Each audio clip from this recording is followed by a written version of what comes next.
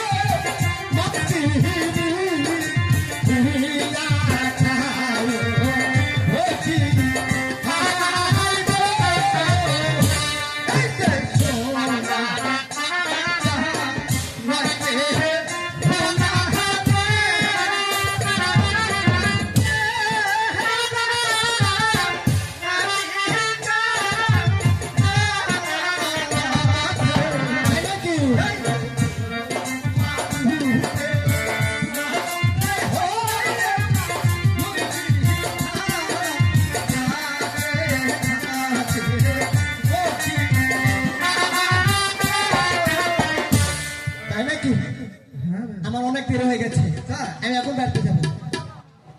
বেহুলা, হ্যাঁ বলো। দেখো বেহুলা, হ্যাঁ কি হয়েছে? তুমি চলে যাবে? হ্যাঁ যাবো তো। আরে তুমি একটু ভালো মন্দ কিছু বলে যাও বেহুলা। কেন? তোমার সঙ্গে চিন নাই, পরিচয় নাই, তোমার সঙ্গে কি কথা বলতে হবে কেন?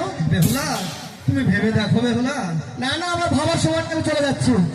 তাই ঠিক আছে, তুমি যখন চলেই গেলে দেখি তোমাকে কিভাবে এই ঘাটে আনতে হয় সেটা আমার জানা আছে। দাদা, এখানে কি খাল কাটার মানুষ পাওয়া যাবে? হ্যাঁ যায়। আচ্ছা, কন্ট্রাক্টর যাকে বলা হয় মাটি কাটার? হ্যাঁ হ্যাঁ, কন্ট্রাক্টর কন্ট্রাক্টর। আচ্ছা, কন্ট্রাক্টরের নাম কি দাদা? মফিস কন্ট্রাক্টর। মফিস কন্ট্রাক্টর? হ্যাঁ দাদা।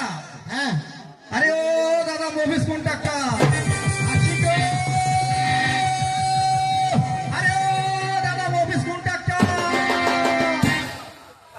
বাবা খালি মফিস কন্ট্রাক্টর, মফিস কন্ট্রাক্টর। দাদা আসো দাদা, তোমার দ্বারে এসেছি আমি।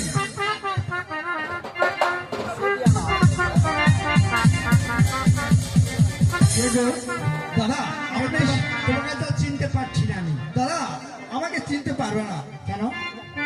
আমার বাড়ি সেই চাম্পাই নগর। চাম্পাই নগর? হ্যাঁ, এসেছি এই ঈশানী নগর।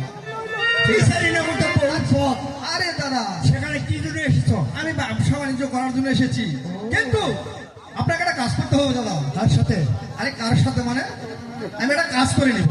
ঠিক আছে, কাজ করে নিবি? হ্যাঁ, এখান থেকে ধরে, আচ্ছা এই পীরগঞ্জ বাজার থেকে ধরে মাতাজি বাজার পর্যন্ত আপনাকে একটা খাল কাটে দিতে হবে। অর্থাৎ